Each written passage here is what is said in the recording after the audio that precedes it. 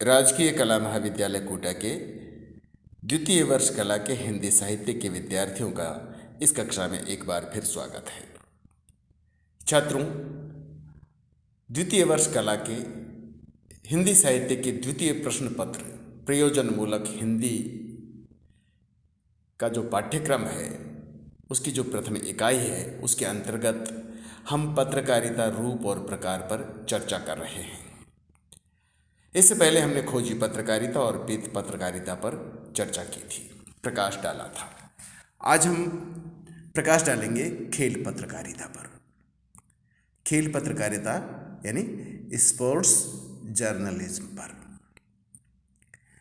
छात्रों, व्यक्ति के जीवन में शारीरिक और मानसिक विकास में खेल महत्वपूर्ण रहे हैं। खेल व्यक्ति को स्वस्थ रखते हैं, आदर्श और अनुशासन सिखाते हैं, उसका मनोरंजन करते हैं। तात्पर्य है कि उसके व्यक्तित्व के विकास में खेलों का बहुत महत्व रहता है। इस दृष्टि से खेल पत्रकारिता का भी अपना महत्व है। यानी खेल व्यक्ति के व्यक्तित्व का विकास करते हैं, व्यक्ति के व्यक्तित्व का विकास करते हैं। शारीरिक और मानसिक विकास में खेलों का बहुत महत्वपूर्ण योगदान रहता है। खेल व्यक्ति को स्वस्थ रखते हैं, उसे आदर्श और अनुशासन सिखाते हैं, उसका मनोरंजन करते हैं। तो इस दृष्टि से खेल पत्रकारिता का भी अपना महत्व है। ये विभिन्न खेलों से संबंधित जानकारियां पाठकों तक पहुंचाती है। खेल पत्रकारिता विभिन्न खेलों से संबंधित जानकारियां पाठकों तक पहुंचाती है। इसके मुद्रित स्वरूप से मतलब अखबार और पत्र पत्रिकाएं। इसके मुद्रित स्वरूप के अलावा इलेक्ट्रॉनिक जरिया यानी रेडियो, टेलीविज़न आदि खेलों का सीधा सजीव प्रसारण विश्लेषण करके श्रोता दर्शकों का मनोरंजन करते हैं। लेकिन खेल पत्रकारिता के इतिहास पर दृष्टि डालें, खेल पत्रकारिता के इतिहास पर दृष्टि डालें तो पत्रकारिता के अन्य दूसरे रूप प्रकारों यानी जैसे पीत पत्रकारिता है, खोजी पत्रकारिता है, तो इन दूसरे प्रकारों की तुलना में प्रारंभ में खेल पत्रकारिता की स्थिति ठीक नहीं थी। खेल पत्रकारिता की स्थिति प्रारंभ में ठीक नहीं थी। इस संदर्भ में अमर उजाला, दैनिक जागरण जैसे अखबारों के खेल संपादक पद्मपति शर्मा के स्वयं के उनके अनुभव को उल्लेखित करना भी यहाँ आवश्यक हो जाता है। उनके अनुसार यानी पद्मपति शर्मा जी उल्लेख करते हैं कि बीती सदी के उत्तर मध्यकाल से मैंने पत्रकारिता प्रारंभ की थी और मन में लालसा थी एक विषय विशेषज्ञ के रूप में अपनी पहचान बना सकूं। और मन में लालसा थी कि एक विषय विशेषज्ञ के रूप में अपनी पहचान बना सकूं। मेरी पत्रकारिता यात्रा की पहली नाव बाबू शिव प्रसाद गुप्त आज समाचार पत्र रहा। यानी समाचार पत्र का क्या नाम है? आज। मैंने खेल समाचारों के प्रति रुचि दिखाई तो अभिभावक स्तर के संपादक गण मेरी ओर करुणा की दृष्टि से देखने लगे, क्योंकि उस जमाने में खेल समाचार वस्तुतः भोज्य नहीं था बल्कि भुक्ताव शेष रहा। कहने का तात्पर्य यह है कि अन्य समाचारों से जगह भरने के पश्चात यदि कहीं कोने कतरे में कोई अवशिष्ट स्थान बचता था तो जूठन की तरह खेल समाचार स्थान पाते थे। यदि कोई जगह खाली रह जाती थी तो खेल समाचारों को स्थान मिलता था। मान लिया जाता था कि जो सबसे कमजोर प्रतिभा संपन्न पत्रकार होगा उसे खेल समाचार से जोड़ दिया जाए। यह स्थिति थी। मतलब पहले खेल पत्रकारिता की इस तरह की स्थिति थी कि खेल पत्रकारिता और उसके पत्रकार की दोनों की स्थिति इसी तरह की थी कि अगर कहीं जगह बाकी रह गई तो खेल से संबंधित समाचारों का प्रकाशन होता था।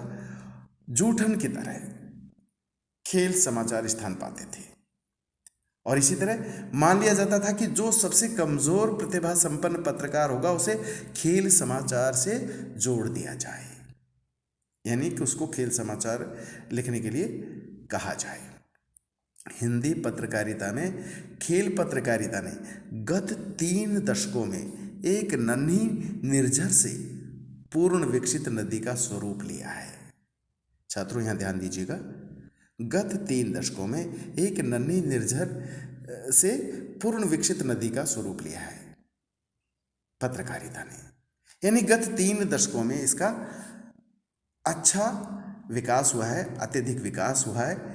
अतीत में अनभिज्ञों से खेल लिखवाया जाता था, अतीत में अनभिज्ञों से खेल लिखवाया जाता था, और आज सुविज्ञ व विशेषज्ञ ही खेल पत्रकार बन सकता है।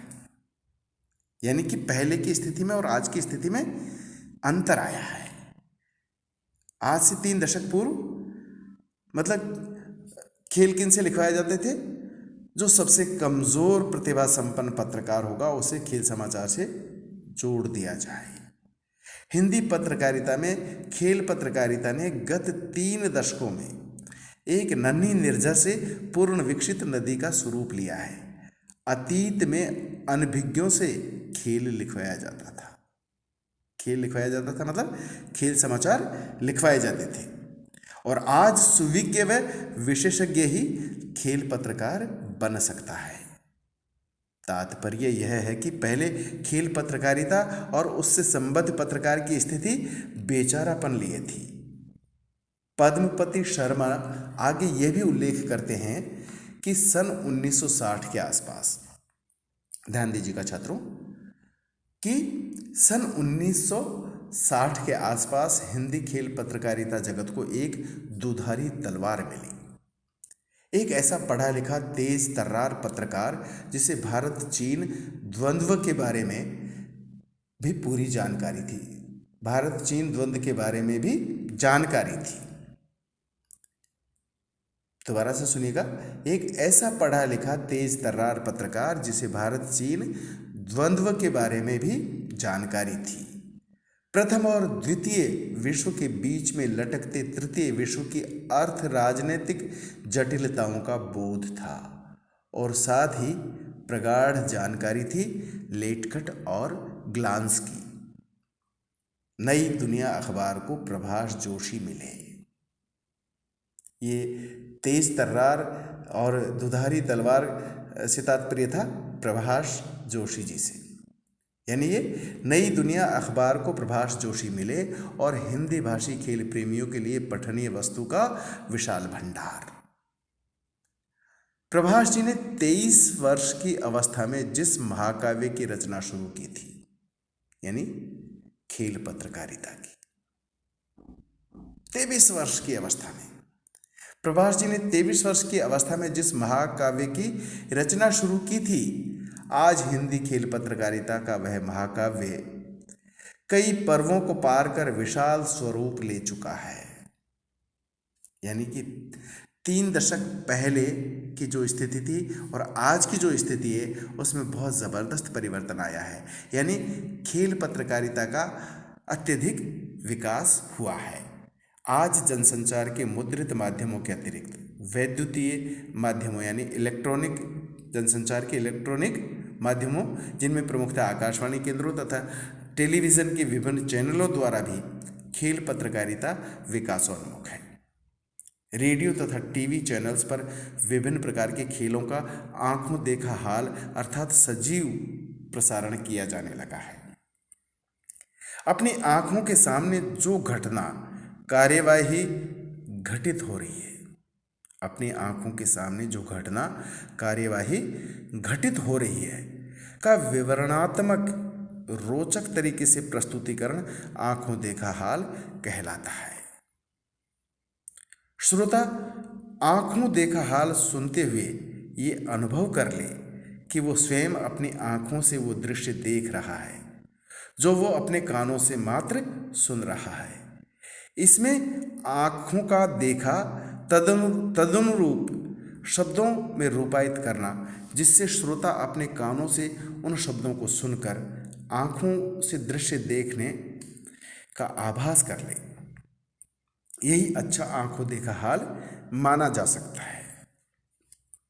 यहाँ एक बार फिर ध्यान दीजिएगा छात्रों कि आँखों देखा हाल में क्या होता है कि अपनी आँखों के सामने जो घटना कार्यवाही घटित हो रही है का विवरणात्मक रोचक तरीके से प्रस्तुति करना आँखों देखा हाल कहलाता है। श्रोता आँखों देखा हाल सुनते हुए ये अनुभव कर ले कि वो स्वयं अपनी आँखों से वो दृश्य देख रहा है। जैसे रेडियो पर जो प्रसारण किया जाता है वहाँ पर आपको चित्र दिखाई नहीं दे रहे, लेकिन श्रोता स्वयं अपनी आँखों से वो दृश्य देख रहा है, ऐसा वो महसूस कर ले जो वो अपने कानों से मात्र सुन रहा है। यहाँ हम ये स्पष्ट कर दें कि रेडियो पर सिर्फ सुनाई देता है, ये श्रव्य माध्यम है और इस पर आँखों के सामने कुछ नहीं होता है। सिर्फ जो कमेंट्री होती है उसको सुन करके ऐसा लगे कि वह स्वयं अपनी आँखों से वह दृश्य देख रहा है जो वो अपने कानों से मात्र सुन रहा है। इसमें आँख का देखा तदनुरूप शब्दों में रूपायित करना, जिससे श्रोता अपने कानों से उन शब्दों को सुनकर आँखों से दृश्य देखने का आभास कर ले, यही अच्छा आँखों देखा हाल माना जा सकता है। यहाँ यह भी स्पष्ट कर देना आवश्यक है कि टीवी से प्रसारित सजीव प्रसारण तथा रेडियो से प्रसारित आँखों देखा हाल में अंतर होता है। छात्रों, टीवी पर भी आप आँखों देखा हाल देखते हैं, सुनते हैं, और रेडियो पर भी आँखों देखा हाल आप सुनते हैं, लेकिन रेडियो पर आप सिर्फ सुनते हैं, देखते नहीं हैं, वहाँ दिखाई नहीं देता है। और टेलीविज़न पर वो दिखाई भी देता है और सुनाई भी देता है, लेकिन रेडियो पर आपको जो आँखों देखा हाल सुनाया जाता है वो उस टेक्निक में कमेंटेटर को कई कठिनाइयों का सामना करना पड़ता है। वो ऐसे शब्दों का प्रयोग करता है, ऐसी भाषा का प्रयोग करता है कि श्रोता को ऐसा लगता है कि ये मैच जिसका ये आंखों देखा जिसका आंखों देखा हाल सुनाया जा रहा है, ये मेरी आंखों के सामने हो रहा है। यानी ऐसा बिंब सा खड़ा हो जाता है श्रोता के सामने, और ये कलाकार का काम होता है। जो कमेंटेटर होता है वो बहुत बड़ा कलाकार होता है, वह ऐसे शब्दों की प्रयुक्ति करता है, ऐसी भाषा का प्रयोग में लाता है कि श्रोता के सामने एक बिंब सा खड़ा हो जाता है, और वही सही मायने में आंखों देखा हाल माना जा सकता है।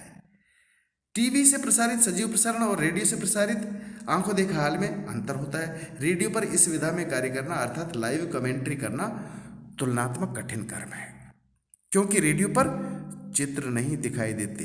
यहाँ कमेंटेटर ही शब्दों के माध्यम से ही श्रोता के समक्ष बिंब उपस्थित करते हैं, चित्र उपस्थित करते हैं, जबकि दृश्य श्रव्य माध्यम अर्थात टेलीविज़न पर दर्शक अपनी आंखों से छायाचित्र भी देख रहा होता है तथा कानों से भी सुन रहा होता है, क्योंकि टेलीविज़न दृश्य श्रव्य माध्यम है, वह दिखाई भी देता है और सुनाई भी देता है, जबकि रेडियो मात्र श्रव्य माध्यम है, सिर्फ सुनाई देता है।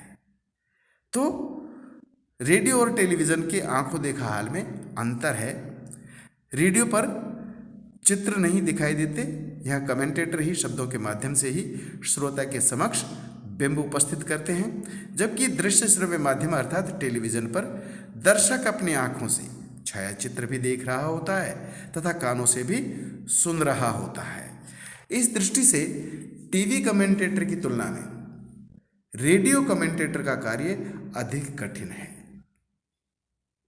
यानी कि टीवी कमेंटेटर की तुलना में रेडियो कमेंटेटर का कार्य अधिक कठिन है। एक तो आंखों देखा हाल सुनाया जाता है, और ऊपर से ये भी ध्यान रखा जाता है रेडियो कमेंटेटर को कि श्रोता के सामने एक चित्र सा खड़ा हो जाए, उसे ऐसा लगे कि ये खेल उसकी आंखों के सामने हो रहा है। दोनों ही माध्यम खेलों का प्रसारण करके श्रोता दर्शकों का मनोरंजन करते हैं, ज्ञान बढ़ाते हैं। इसलिए आज पत्रकारिता के अनेक रूप प्रकारों में खेल पत्रकारिता का महत्व भी अत्यधिक बढ़ गया है। आज के लिए बस इतना ही। छात्रों, अगली कक्षा में हम पत्रकारिता के किसी अन्य रूप और प्रकार पर प्रकाश डालने की कोशिश करेंगे। तब तक के लिए नमस्कार।